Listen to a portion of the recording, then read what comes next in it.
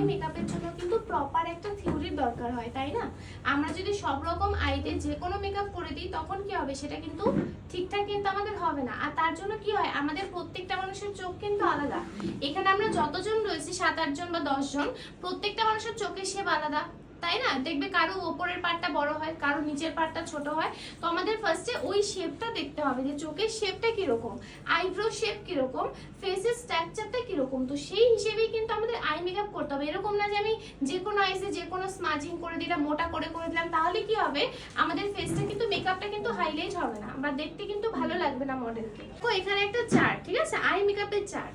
এবার দেখো এখানে কি অনেকগুলো আইসের শেপ রয়েছে, তাই তো? রাউন্ড আইস, দেখো রাউন্ডিশ, আলমন্ড আইস, তো এরকম হয়। এবার দেখো আমার যে মডেলের যে আইসটা, দেখো ওর দেখো আইব্রোটা কি একটু এরকম শেপে, তাই না? ওর আইব্রোটা কিন্তু ডাউন শেপে কিন্তু না, দেখো আউটার কর্নারটা কিন্তু আপ ডিরেকশনে। একবার ভালো করে খেয়াল করো ওর ফেসের স্ট্রাকচারটা। সবসময় কি যে কোনো আইসি যখন করবে সবসময় কি করবে, আইজের হচ্ছে শেপটা দেখে নেবে।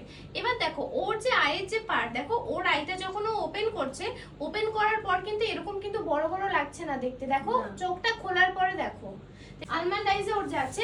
প্লাস হচ্ছে দেখো ওর এই শেপটা কি, এই শেপটা চড়া, আর ইনারের পার্টটা কি ছোট, তাই না? তো আমাদের সেই হিসেবেই ওকে আই মেকআপ দিতে হবে।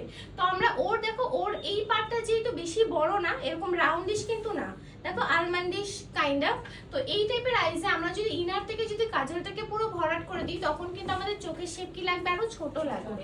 তার জন্য আমরা ইনার থেকে কখনোই কাজলটাকে ভরাট করব না। ইনার থেকে আমরা ভরাট করতে পারি যদি আমাদের চোখের শেপটা রাউন্ডিশ হয়, তখন আমরা বড় বড় লাগে, তখন কিন্তু আমরা ইনার থেকে কাজল দিয়ে কিন্তু ওটা করলে তখন কি লাগবে, তখন ওটা অ্যাভারেজে সুন্দর লাগবে দেখতে। যেমন আগের দিনে যে মডেল ছিল, ওকে আমরা পুরো ইনার থেকে একটু স্মাচ করে করতে পারি, কিন্তু এই টাইপের আইস আমরা ইনার থেকে মাচ করব না। আর যাদের আরো ধরুন আরো থিন ছোট ছোট আইস, মানে চোখের শেপটা বোঝা যাচ্ছে না, আচ্ছা সেই ক্ষেত্রে তোমাকে হচ্ছে উপরের লাইনার স্কিপ করে দিতে হবে।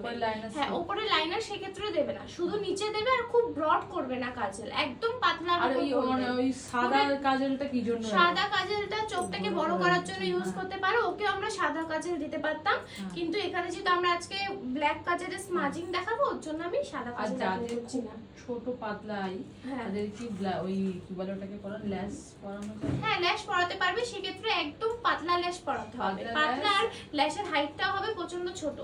ইভেন ওকে আমরা বেশি বড় বড় হাইটের ল্যাশেস পরাবো না, কারণ দেখো ওর তাকানোর পরে চোখটা কিন্তু ছোট, বড় কিন্তু না। তো এবার এই আইসে যদি আমি বড় বড় ল্যাশ পরিয়ে দিই, বেশি ঘন পরিয়ে দিই, তখন কিন্তু আরো বেশি ছোট লাগবে, ফেসের সাথে মার্জ হবে না। এর জন্য ওকে পাতলা ল্যাশেসই পরাবো।